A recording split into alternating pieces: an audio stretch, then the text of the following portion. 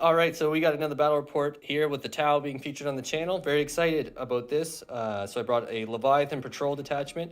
In my HQ slot, I have my Psyker Hive Tyrant with he has monstrous rending claws. I just have the Scything Talons on there. Two sets of monstrous rending claws to make him cheap. He has Resonance Barb, the Horror, and Psychic Scream, then obviously Smite.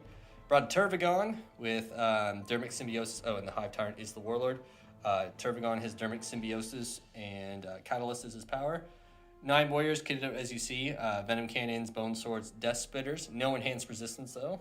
Then I have a big blob of Gaunts, 20 Devourers, 10 Flesh Borers to be replenished, and a Haruspex with DERMIC Symbiosis, so I spent the 1 CP to give it that.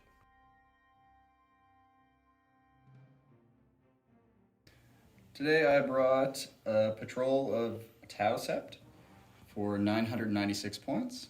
The Warlord is the commander in the Coldstar Battlesuit, who has 4 fusion blasters. I also have an Ethereal with 10 breachers stuffed into the Devilfish. I also have 2 Piranhas, and then 3 missile sides. And then in that platoon I also have 4 gun drones and 2 shield drones.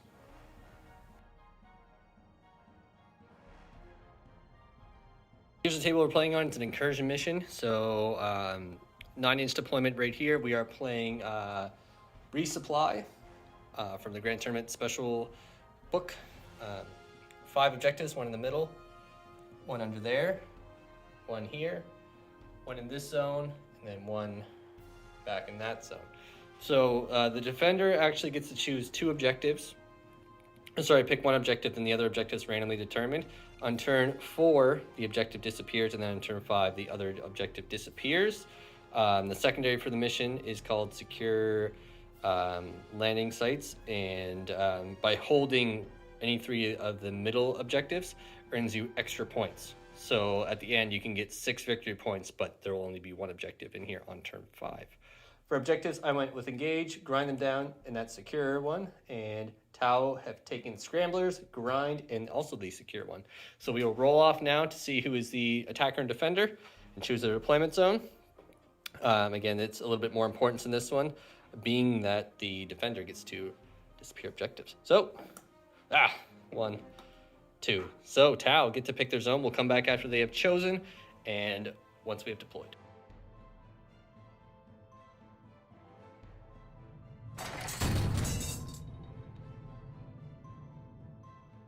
We have deployed here, so Tau, as you saw, won the roll-off. They chose this side.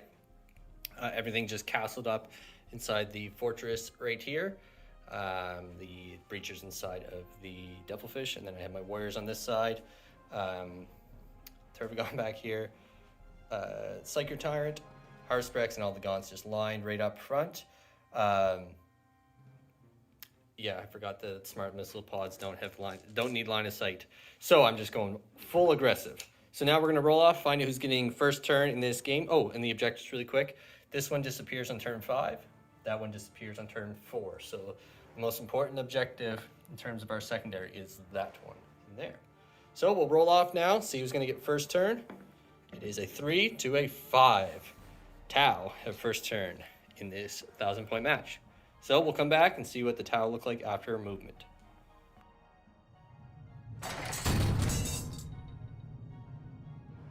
Okay, so Tau finished moving.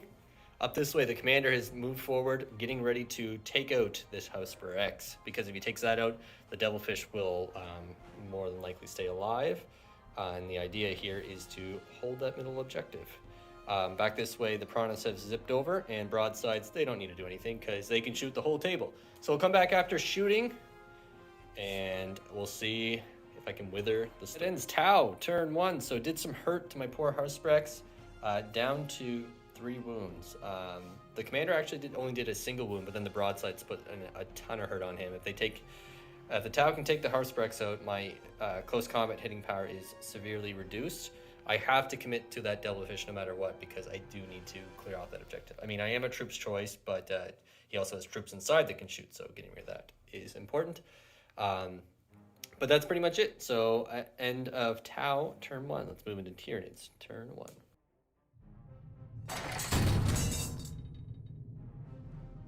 Alright, so Tyranid movement done for turn 1.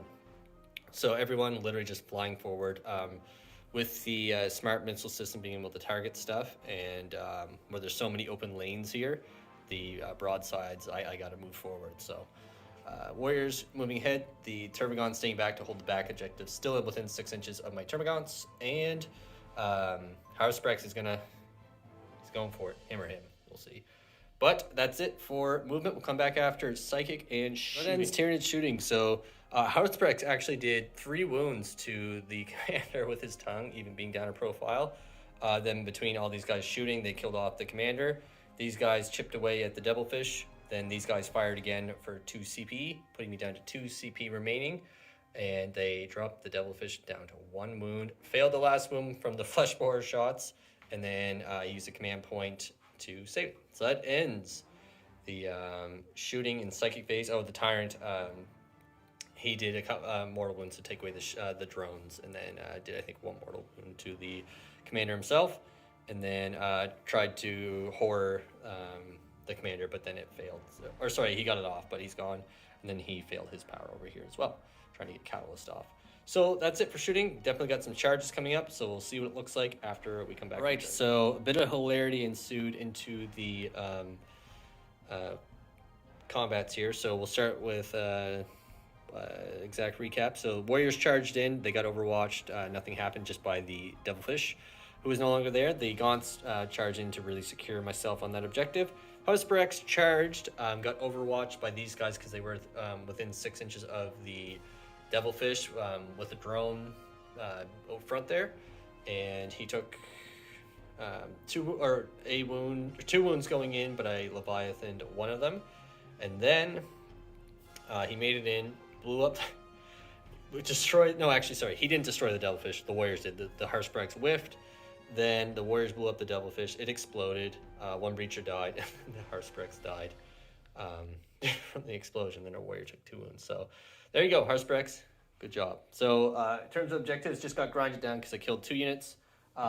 Nothing for engage because my Haruspex cost me that because I am wholly over here, and they are away from the center. It's right in there, and he's floating in the middle. I was really just kind of depending on that Haruspex to do that.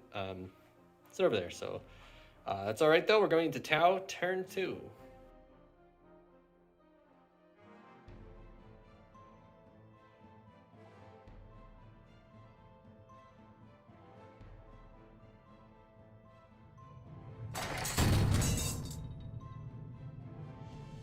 So the Tau are up to something here. It might look bad for them. You might be thinking, oh, the Tyranids got them. But the Tau is set up.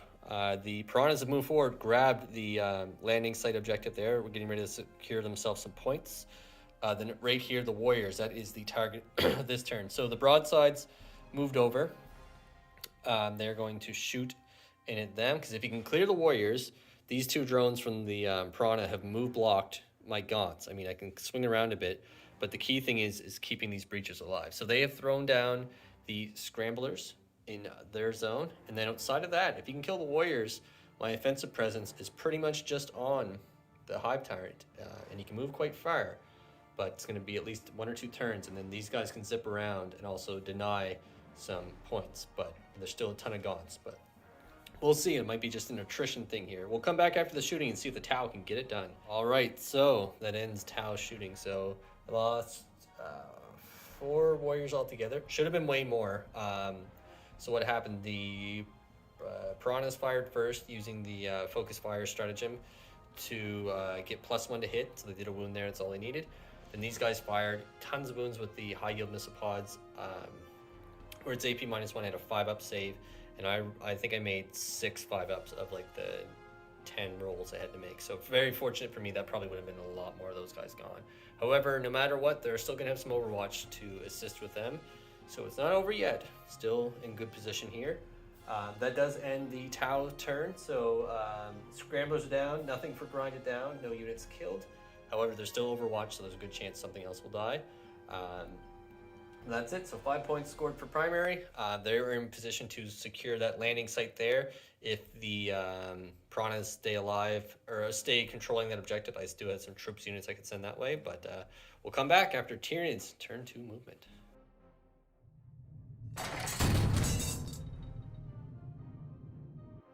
Alright, that's movement done for Tyranids, so it's only scoring 10 points for holding this objective here with the Tervigon at the start of the turn, and this objective. Tau have denied me hold more.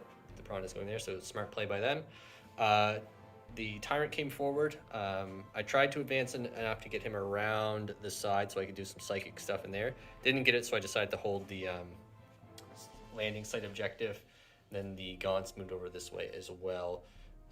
Probably going to charge in if I don't do enough damage on those guys to take that. So, and then the Warriors are going, I got to go for the Broadsides. Yeah, I was debating on actually waiting and having them go here to steal that and then forcing the Broadsides to shoot again, but I'm going to go for it, honestly. And then the Tyrant can come around and do his thing next turn. So that's it. We'll come back after shooting and psych. Right. So shooting done. Had to spend all my CP. These guys double tapped, finished off the Piranha as a unit of drones, and left those 2 drones alive.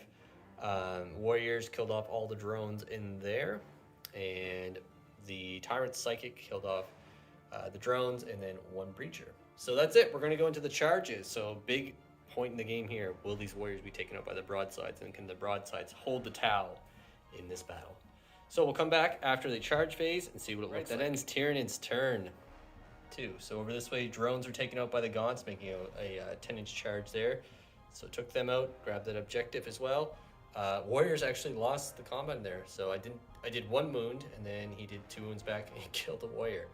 So only 2 of them left after Overwatch and everything. So Tyranids scoring a total of 17 points for this turn, getting 2 for the engage. The Tyrant is still back in there. And then 3 for grind it down and 2 for the secure, where I had that one at the start of the command phase. So that's it. We'll go into Tau turn 3.